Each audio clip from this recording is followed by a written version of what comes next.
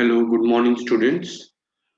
हम लोग जो टेस्ट सीरीज चला रहे हैं उसमें हम सितंबर के 2020 जेई मेंस के पेपर सॉल्व कर रहे हैं and we have discussed the second सितंबर फर्स्ट शिफ्ट पेपर.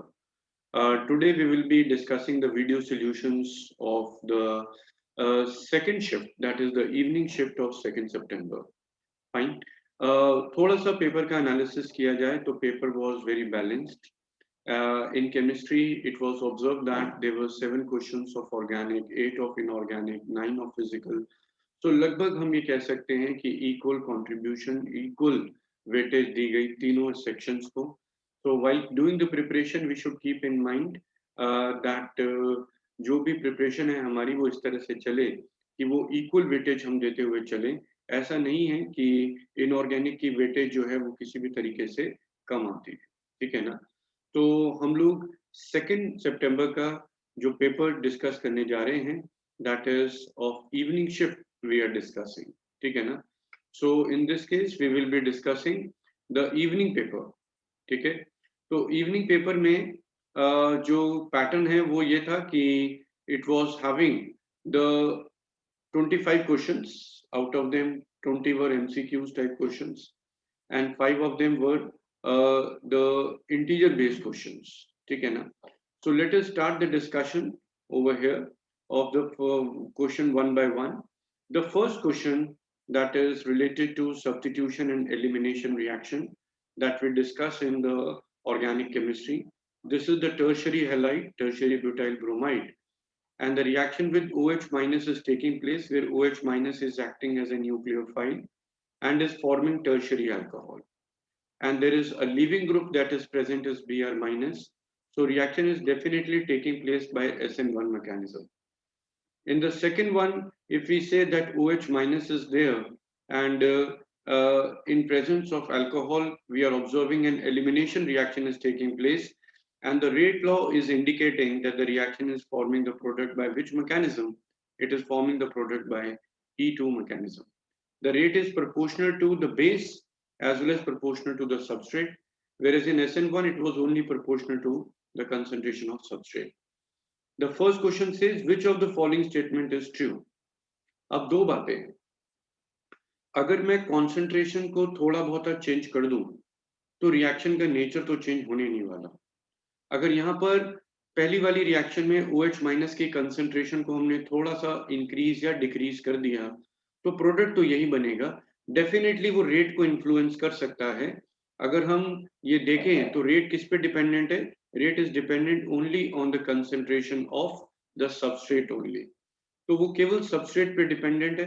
अगर आप न्यूक्लियोफाइल की कंसंट्रेशन को चेंज करोगे तो डेफिनेटली हम ये कहेंगे कि रेट पे कोई फर्क नहीं पड़ेगा. ठीक है ना. After this the second thing is कि अगर हम सेकेंड रिएक्शन देखते हैं जो ये सेकेंड रिएक्शन इंडिकेट करी गई है, यहाँ पे रेट किसके प्रोपोर्शनल है? It is proportional to the concentration of substrate as well as proportional to the concentration of the base we are having. ठीक है ना. दोनों पे डिपेंडेंट है. सो व्हाट वी कैन से इन दिस पर्टिकुलर केस कि जो रिएक्शन का जो रेट है, the reaction rate is actually dependent on the concentration of the substrate as well as the concentration of the base. Keep all these things in mind. We can say that the correct answer to this is the D option. It is asking you the true statement. It says changing the concentration of base will have no effect on the reaction second. ये बात सही है. Concentration कम हो या ज़्यादा हो, reaction will occur in the same way. It is forming the product by E2 elimination. So it won't be having any effect on that. Of course concentration change करने से rate change हो जाएगा. ठीक है ना. क्योंकि हमें पता है कि रेट किसके प्रोपोर्शनल है? सबस्ट्रेट और बेस की कंसेप्ट. पर वो रेट के बारे में बोल नहीं रहा है. वो बारे में बोल रहा है किसके? जैसे कि ए स्टेटमेंट है, उसने बोला कि doubling the concentration of base will double the rate of both the reaction. ठीक है ना. तो ये क्या हो गया? ये इनकरेक्ट स्टेटमेंट हो गई क्योंकि वो रेट के टर्म में बात कर रहा है. हम ये कहना चाह रहे हैं कि यहाँ पर बेस है नहीं और यहाँ पर बेस है. तो हाउ कैन आई से कि बेस की कंसंट्रेशन से दोनों का रेट चेंज हो जाएगा? दोनों का rate law is different and the rate is dependent only on the concentration of base for the second reaction, that is E2 elimination. Hence we can conclude that it is the D option that will be the correct answer to this.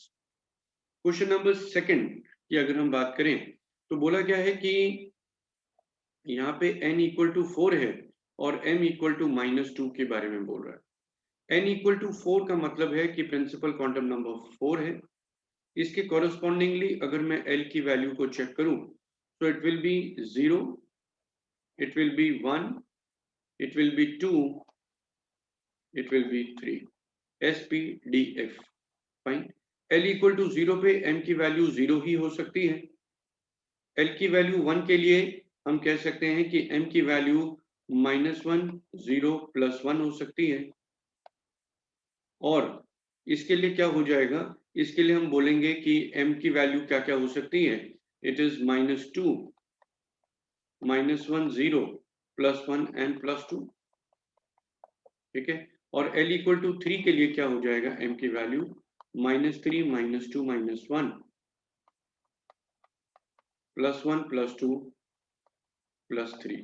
ठीक है ना। So you have been asked to determine for m equal to -2। तो आप देख रहे हो m equal to -2 एक तो l इक्वल टू 3 में आया और m इक्वल टू -2 एक l इक्वल टू 2 में आया। तो कौन कौन सी ऐसी सबशेल्स हैं? It is D cell and F subshell. So the correct answer is the A option. Okay, the moving to the further the next part over here, it is basically the forces of attraction which we study normally in the gaseous state, जो कि ion ion forces होती हैं, dipole dipole forces होती है और London dispersion forces होती है। ठीक है ना। तो आयन आयन की जो फोर्सेस हैं वो डेफिनेटली किस पे डिपेंडेंट होती हैं, that is proportional to 1/r के प्रोपोर्शनल होती है। ठीक है ना। और हम क्या ऑब्जर्व करते हैं कि जो डायपोल डायपोल फोर्सेस होती हैं, जैसे अगर मैं ये मानूं कि ये HCl मॉलिक्यूल है, तो HCl का मॉलिक्यूल क्या होता है, एक डायपोल होता है। तो हाइड्रोजन क्लोराइड गैस कह लो या दो मॉलिक्यूल कह लो HCl के, they are having some interaction energy which is proportional to, the interaction energy is proportional to the cube of the distance between them, so it is proportional to 1/r cube. So and dipole, and for the third one, that is the London dispersion forces which is existing between the non-polar molecules। ठीक है। तो उसके लिए क्या हो जाता है, first के लिए तो A होगा, सेकंड के लिए C होगा और थर्ड के लिए B होगा। ठीक है। So there is small error over here, so the correct answer for this is the A option. Moving on to the fourth question, you have been asked the shape or the structure for these two species we are having. XeF5 minus, I have to determine the number of hybrid orbitals in this. How many surrounding atoms are there? There are 5 of them, plus half, it is G minus V, और charge -1 है तो ये +1 हो गया। ठीक है ना। So what this comes out to be equal to, it comes out to be equal to 7, which is indicating sp3d3 hybridization। ठीक है ना। और इसकी शेप क्या होती है, पेंटागोनल प्लेनर होती है। क्या शेप होती है, pentagonal planar. At the vertices of a regular pentagon, we observe that the 5 fluorine atoms will be there, one lone pair above the plane, one lone pair down the plane। और XeO3F2 की बात करें तो यहाँ पे xenon atom जो है वो sp3d हाइब्रिडाइज्ड है। और अगर sp3d हाइब्रिडाइज्ड होगा तो xenon atom is present at the center, and what will be its shape? Its shape will be trigonal bipyramidal. This is the shape we are having for XeO3F2। ठीक है। This is the structure that we are having. So what we can conclude over here, इसका correct answer क्या होगा? The geometry of the molecule is trigonal bipyramidal for XeO3F2, and for the above one it is pentagonal planar। Fine। After this, we are defining the other thing over here। यहाँ पर हम दूसरी चीज define करने जा रहे हैं। Question number 5 में बोला गया कि दो एलिमेंट्स हैं, they are having the similar properties over here, they don't form solid bicarbonate but react with nitrogen to form nitride। Alkali metal, ये हम S block में we study this thing, the only alkali metal reacting with nitrogen is lithium।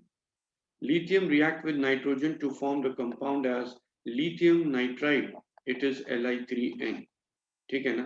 So lithium or magnesium, they possess diagonal relationship due to which they do not form solid hydrogen carbonate, both of them, and the correct answer to this is the D option.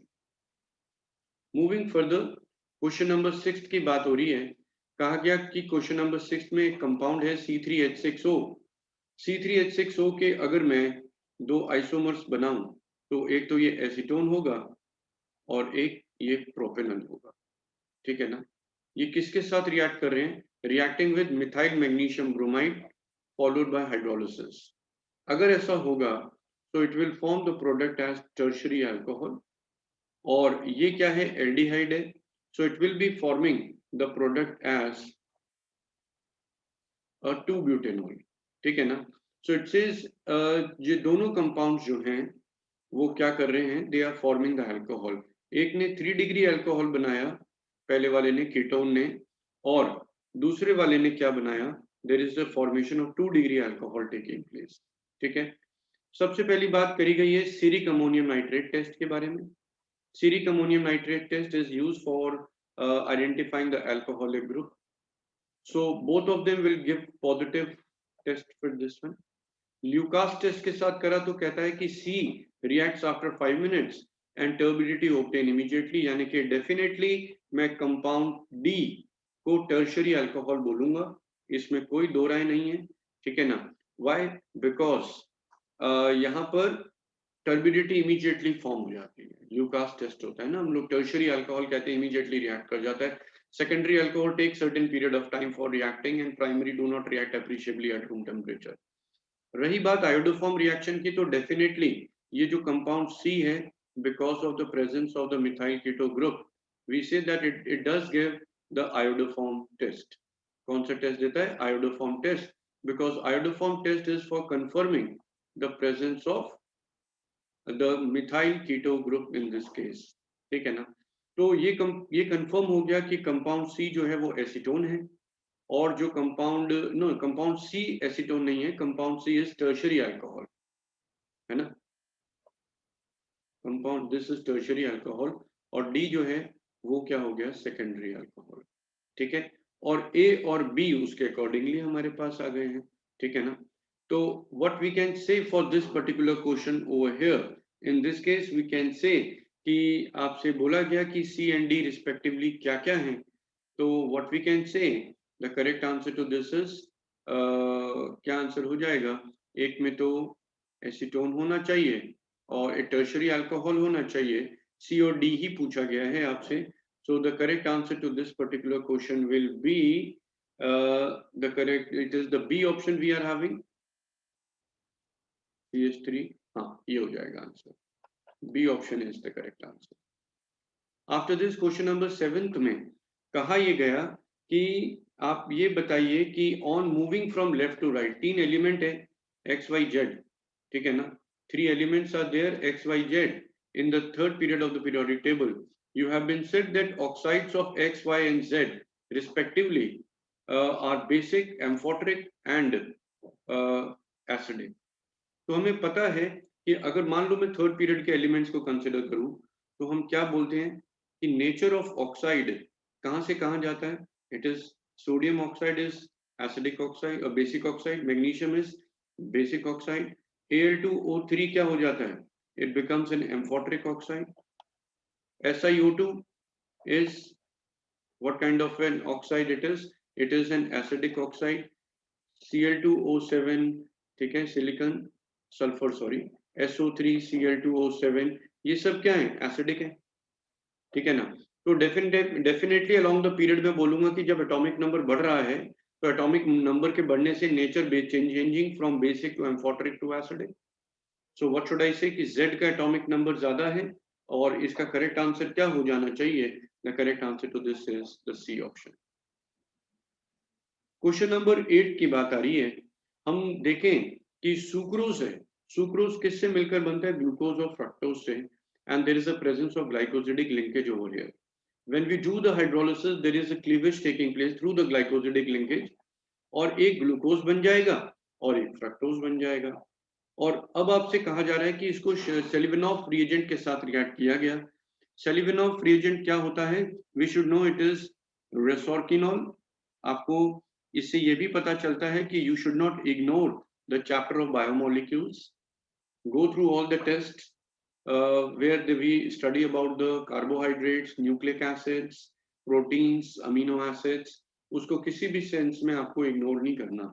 रेसोर्किनॉल और concentrated HCl के साथ हम क्या observe करते हैं, इस सेलिवनॉफ reagent जो है वो डिस्टिंग्विश करने के लिए यूज होता है एल्डोसिस को और कीटोसिस को, ठीक है ना। तो एक तरीके से ग्लूकोज जो है वो एल्डोज है और फ्रक्टोज क्या है, कीटोज है। तो एल्डोज और कीटोज को डिफरेंशिएट करने के लिए होता है, और कीटोज जो हैं they give the red colour with the Seliwanoff reagent. So the correct answer to this is the C option over here. Question number 9 पे अब हम आ रहे हैं। यहाँ पर आपसे बोला गया है कि लिगेंड्स, कंपाउंड्स, कोऑर्डिनेशन कॉम्प्लेक्सेस दे रखे हैं कुछ, और सिंप्लीफाइड एब्जॉर्प्शन स्पेक्ट्रा दे रखा है 3 कॉम्प्लेक्सेस का, ठीक है ना। कौन कौन से? एम आइसोथायोसाइनेटो, ये फ्लोरिडो लिगेंड है, और ये अमोनिया लिगेंड है, ठीक है ना। और ये एब्जॉर्प्शन स्पेक्ट्रा इंडिकेट कर रहा है, जिसमें हम देख रहे हैं कि लैम्डा इज मोर फॉर सी, और हमें पता है कि एन डेल्टा ई किसके बराबर होता है, HC बाय लैम्डा। तो जितना ज्यादा डेल्टा लैम्डा की वैल्यू होगी उतना कम डेल्टा ई होगा, ठीक है ना। That is what we are saying over here. So we can arrange them in the order of their splitting power of the ligands. As per the crystal field theory and the spectrochemical series, the crystal field splitting is maximum for ammonia ligand, followed by isothiocyanate ligand, followed by fluoridine ligand over here. ठीक है ना? So this is what happens in this particular case. So in this case, what is the correct answer that is formed, that is over here? आप देख सकते हो, I am marking the C option over here. A का answer एक क्या हो जाएगा, एक किसके साथ मैच करता है, थर्ड के साथ, वही उसी के साथ हमने उसे रिलेट किया, ठीक है। इसके बाद आपसे बोला गया एक कंपाउंड है दैट इज 3 ब्रोमो 2 फ्लोरोपेंटेन। तो पहले हम इसका स्ट्रक्चर बना लेते हैं, ठीक है ना। It is 3 bromo 2 fluoropentane, 3 bromo 2 fluoropentane, bromo, ठीक है ना। This is the compound we are having, और हम इसको अल्कोहलिक KOH के साथ रिएक्ट कर रहे हैं।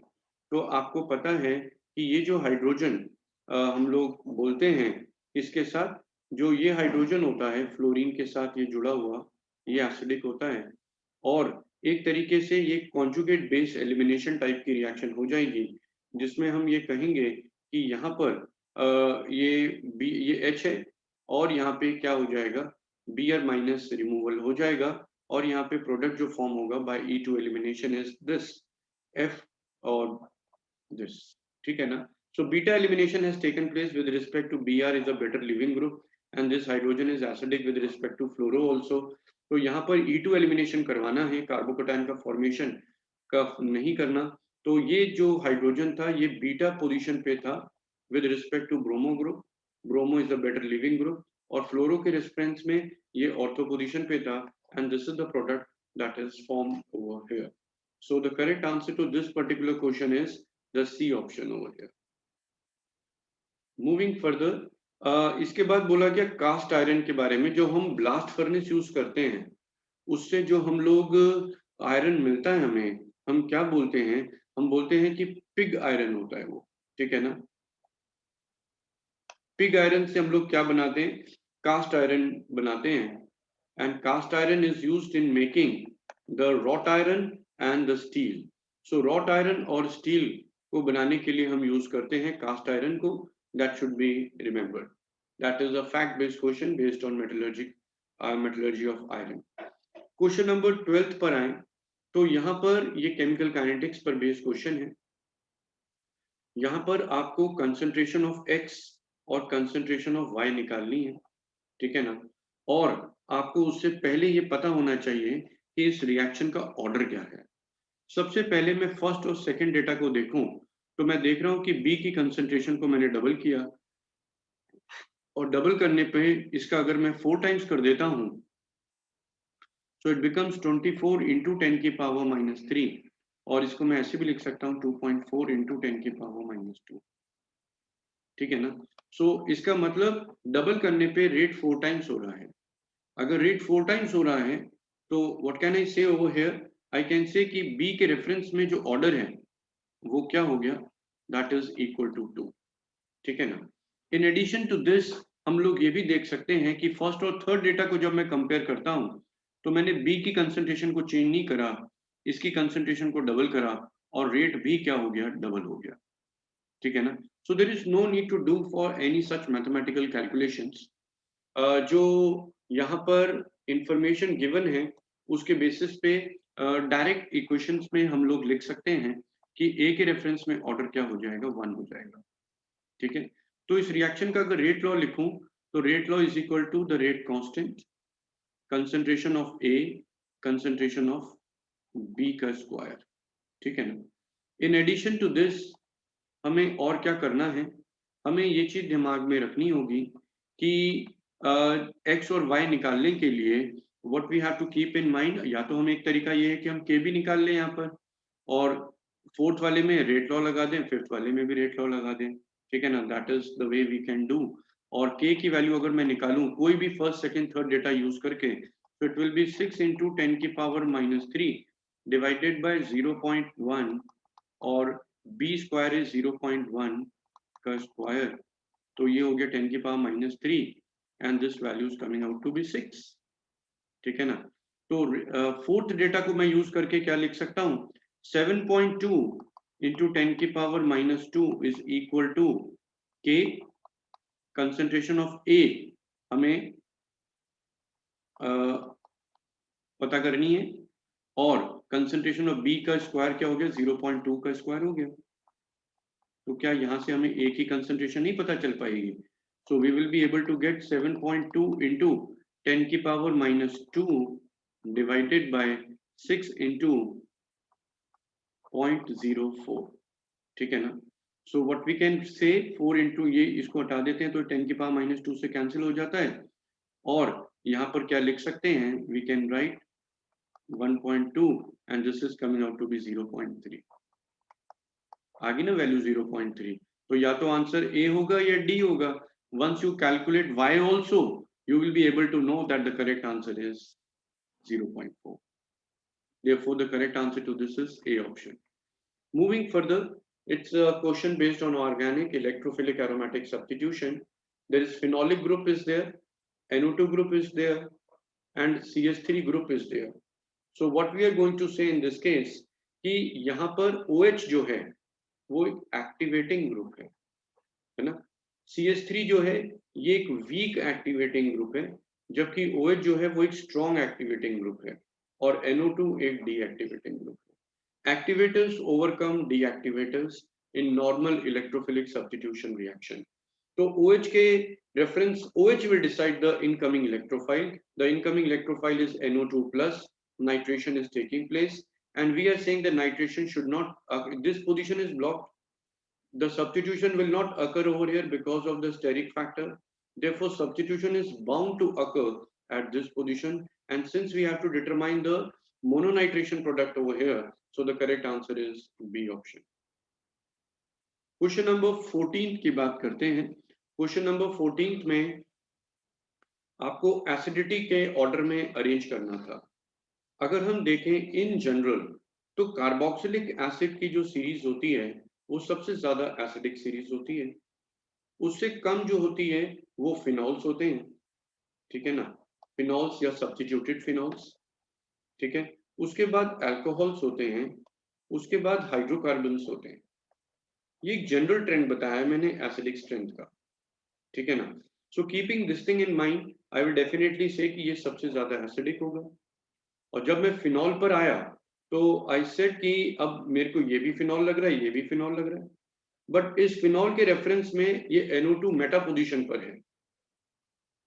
So it is attracting and withdrawing electron density only by virtue of minus I effect. जबकि इस OH के रेफरेंस में NO2 is present at the para position showing the minus I as well as minus M effect. Therefore C उससे कम acidic होना चाहिए और इसके बाद ये D वाला होना चाहिए और उसके बाद ये A वाला होना चाहिए। तो अगर हम ऑर्डर में अरेंज करें, so it is B followed by it is C followed by A followed by D, sorry, followed by A. B, C, D, A. That should be the correct answer. Therefore, B option is the correct answer. Question number 15 की अगर हम बात करें, जिसमें बोला गया if you spill a chemical toilet cleaning liquid on your hand, your first aid would be, आपको ये चीज पता होनी चाहिए कि वो जो केमिकल टॉयलेट क्लीनिंग के लिए यूज होता है उसका जो मेन कॉन्स्टिट्यूएंट है ना, that is causing the skin burn is HCl. क्या होता है? HCl होता है. तो हमें HCl को न्यूट्रलाइज करना है, ठीक है ना. सो HCl को न्यूट्रलाइज करने के लिए it should be treated with NaHCO3, जो कि बहुत इजीली आसानी से HCl को क्या कर लेता है? कंज्यूम कर लेता है. Sodium bicarbonate. So it's a chemistry in everyday life problem.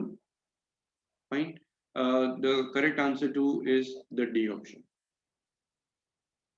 Question number 16. Question number 16 में ये कहा गया कि जब भी adsorption हो रहा है, so which of the statements are valid? It's saying कि delta H जो है it becomes less negative as adsorption proceeds. ये बात सही है कि हम ये कहें कि when a gas is absorbed on the metal surface, delta H become less negative with the progress of the reaction. ठीक है ना.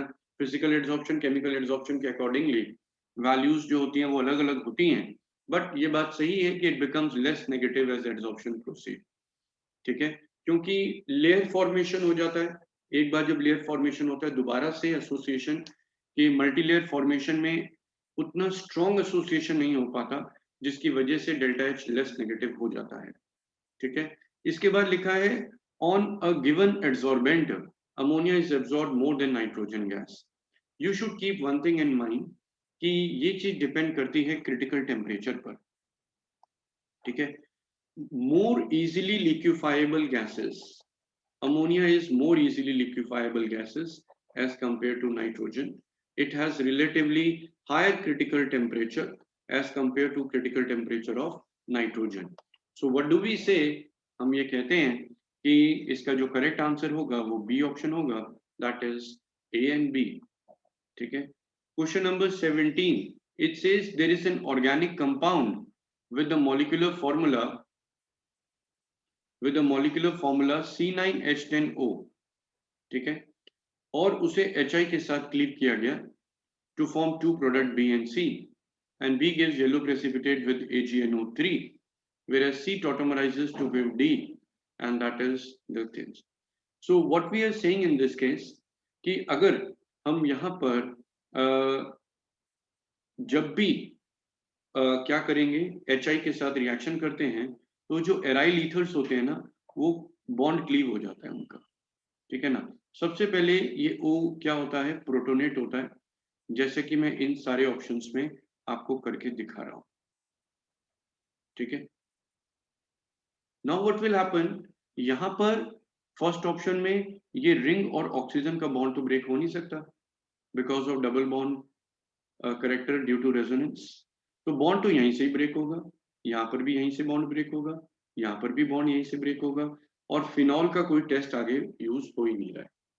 सो आई कैन से कि ए, बी और सी, यानी कि इन तीनों में फिनॉल तो बनना तय है, बट आगे की जो सब्सिक्वेंट रिएक्शन है उसमें फिनॉल का कोई टेस्ट नहीं है. So definitely A, B and C will not be the answer. I minus जब यहाँ अटैक करेगा तो ये क्या बनाएगा? It will form the final product as benzyl iodide, और ये क्या बनाएगा? CH2 double bond CHOH.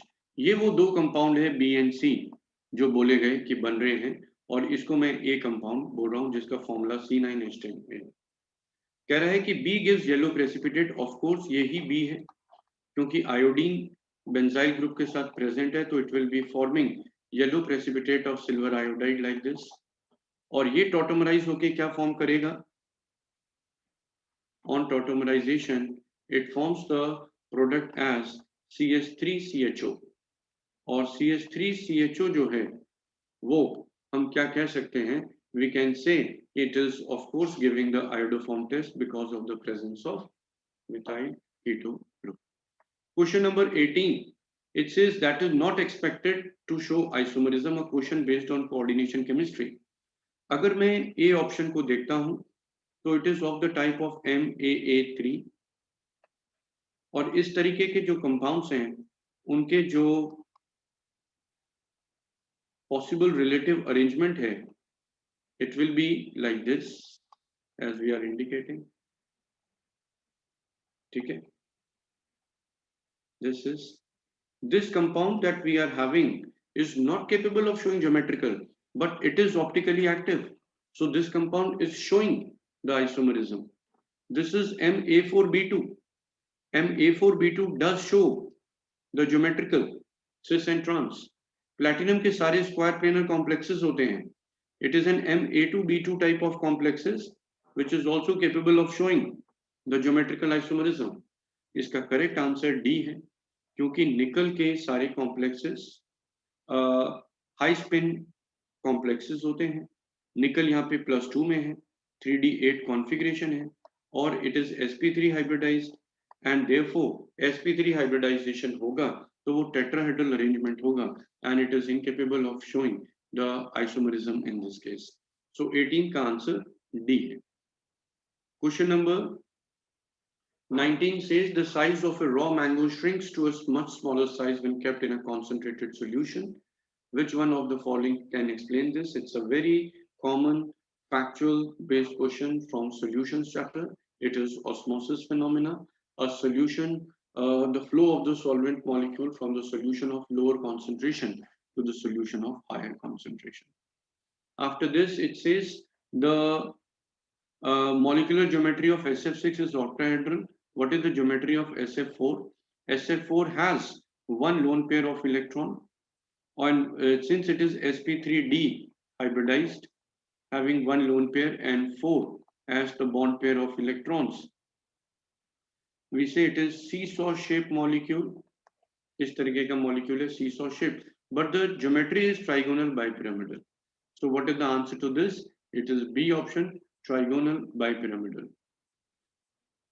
ठीक है, इसके बाद आपको एक क्वेश्चन दिया गया है. अगर हम देखें तो इसमें कुछ दो कंपाउंड्स के बारे में बात हो रही है. The ratio of mass percentage of carbon and hydrogen. अच्छा, एक ही कंपाउंड के बारे में बात हो रही है, उसमें कार्बन हाइड्रोजन की मास परसेंटेज दी है, कार्बन ऑक्सीजन की मास परसेंटेज दी है, बोला है सैचुरेटेड असाइक्लिक कंपाउंड है, रेशियो इज 4:1 एंड 3:4. तो कार्बन इज टू हाइड्रोजन है और कार्बन इज टू ऑक्सीजन है. ठीक है ना. The ratio, mass ratio is 4:1. Here it is I can say to be 12:3 बोल सकता हूँ इसको, और कार्बन ऑक्सीजन की 3:4. I can say to be 12:16. तो रेशियो क्या हुई तीनों की? It is the mass ratio coming out to be 12:3:16, which will be equal to किसके बराबर है? That is equal to mole ratio के टर्म में जब इसे कंप्लीट करेंगे तो it will be in the ratio of 1:3:1. So the formula becomes CH3O. ठीक है, और ये कहा गया कि ये जो कंपाउंड है सैचुरेटेड साइक्लिक कंपाउंड को जब हम कंबशन करेंगे तो क्या प्रोडक्ट बनेगा? So what we are going to say in this case, CH3O, और इसका मॉलिक्यूलर फॉर्मूला क्या हो जाएगा? Because it is a saturated cyclic compound हमें दिया हुआ है, तो इट इज C2H6O2. ठीक है, और इसका अगर मैं कंबशन कराता हूं 5/2O2 तो क्या प्रोडक्ट बनता है? Forming CO2 and H2O. ठीक है ना. So in this case we से it is 2CO2 and here it is 3H2O we are having over here. ठीक है, सो अगर 2 मोल्स लेंगे इसके 1 मोल 5/2 मोल्स रिक्वायर्ड है, अगर 2 मोल लूंगा तो 5 मोल्स रिक्वायर्ड होंगे. So the correct answer to this is 5 moles. Question number 22. Its Cu plus is undergoing the disproportionation reaction. और अगर ये डिस्प्रोपोर्शनेशन रिएक्शन है तो हम सबसे पहले इसका क्या निकाल सकते हैं, ई नॉट निकाल सकते हैं, which is equal to E naught of copper plus two copper 2 plus E naught of copper plus two copper, ठीक है, standard oxidation potential plus standard reduction potential, दोनों वैल्यू दे रखी है। और अगर Cu plus two Cu2 plus के लिए वैल्यू है -0.16 and for the other it is given as 0.52. This is 0.52, 0.52. On solving this, it is coming out to be 0.36. And which equation we have to use? We have to use the equation E naught of the cell is equal to RT upon NF log of Kc. So this equilibrium constant has to be determined. बोला क्या निकालना है? We have to determine the value for ln k. ये question में ln k है, ln k. तो आ जाएगा हमारे पास ln k की वैल्यू, ये ln k है because we have not put in 2.303. So ln k की वैल्यू अगर हम देखें तो it is coming out to be equal to 14.4. ठीक है, आप सिंप्लीफाई करके देख लेना. I have done the calculation. और दूसरी बात ये है कि वो कह रहा है कि क्वेश्चन में इसको 144 into 10 की पावर -1 करके लिखो, तो इसके हिसाब से आंसर क्या हो गया? It is 144. That is the correct answer to this particular question. Question number 22. Question number 23 में कहा गया कि हीट ऑफ कंबशन की बात हो रही है. इथेनॉल का कंबशन हम लोग करा रहे हैं, और जब इथेनॉल का कंबशन कराएंगे तो रिएक्शन है C2H5OH liquid plus O2 gas forming 2O2 gas plus 3H2O liquid. ठीक है, जो भी इस रिएक्शन का एंथैल्पी चेंज होगा that will be called as its enthalpy of combustion. और हमारे को पता है कि डेल्टा H किसके बराबर होता है? Delta U, that is the heat of reaction at constant volume जो पूछा गया है, plus delta Ng into RT. और डेल्टा Ng into RT देखें तो ये है product gaseous moles minus reactant gaseous mole, जो कि किसके बराबर होगा? दैट इज किसके बराबर है? दिस इज इक्वल टू, ये 2 मोल गैसियस हो गए, इधर 1 मोल गैसियस हो गए, तो डेल्टा Ng की वैल्यू क्या हो गई? 1. R की वैल्यू क्या लोगे? 2. टेम्परेचर कितना है? That is 300 kelvin. ठीक है, ये वाली वैल्यू कितनी है? It is -327. कौन सी यूनिट में चाहिए वैल्यू? कैलोरी में. इंटू 10⁻³ कर देते, तो ये कैलोरीज में आ जाएगा. R की वैल्यू को 2 ही रखो और यहाँ से डेल्टा U की वैल्यू आ जाएगी, और कैलकुलेशन होने पे ये वैल्यू आएगी. हम लिख सकते हैं कि heat evolved at constant volume जो है वो है 326. It is 400. ठीक है, this value is for the heat of reaction at constant volume. ये माइनस साइन के साथ है, तो ये heat of reaction at constant volume हो गया, indicating it is an exothermic phenomena. पर अगर वो टोटल हीट इवॉल्व पूछ रहा है तो आप विदाउट साइन आंसर दीजिए. Question number 24 is based on the photoelectric effect. You know the equation for the photoelectric effect directly. Equation based question है. H nu minus nu naught is equal to इसके बराबर, that is equal to maximum kinetic energy that we are having. आपको work function दिया हुआ है joule में, यानी कि H nu naught की वैल्यू गिवन है 4.41 into 10⁻⁻19 जूल है, और आपको एनर्जी ऑफ फोटोन भी निकाल सकते हो, that is equal to hc by lambda करके. It is equal to 6.6 into 10⁻⁻34 into 3 into 10⁸8, और लैम्डा है 300 नैनोमीटर्स, सो 300 into 10⁻⁻9, और यहाँ से ये भी कौन सी यूनिट में आ गया? जूल्स में आ गया. और मैक्सिमम काइनेटिक एनर्जी की वैल्यू हम लोग निकाल सकते हैं. It is equal to 222 into 10⁻⁻21 joules. That will be the answer to this. Last question of this paper, K2Cr2O7. Oxidation state हमें निकालनी है। K2Cr2O7 में क्रोमियम पोटेशियम डाइक्रोमेट है। क्रोमियम जो है वो कौन सी स्टेट में आता है? It is 2 + 2x - 14 = 0। तो x की वैल्यू +6 हो गई। KMnO4 में जो मैग्नीज है वो कौन सी स्टेट में है? It is present in +5 oxidation state, ठीक है ना? ट्रांजिशन मेटल मैग्नीज ही है। So it is 1 + x - 8 = 0. So it is equal to +7. And K2FeO4, it is 2 + x - 8 = 0. ठीक है? So it is equal to coming out to be 6 over here. So add कर देते हैं इन दोनों तीनों को, 6 + 7 + 6. So the correct answer is 19 over here. Is it clear to you? So we have discussed all the questions from the very beginning of this particular paper. Still, if you are having any doubt in any problem, you can ask me. Okay. In addition to this, very soon we will be publishing the next video, that is of the next September, 2nd September की shift के हमने दोनों paper discuss कर लिए हैं. If you have not seen the solution of the 1st September, you can subscribe the channel and you keep on receiving all the updates regarding all the video solutions to all the papers of JEE Mains. After that, we will be doing NEET also and we will be doing JEE Advanced also. Thank you. Thank you to everyone.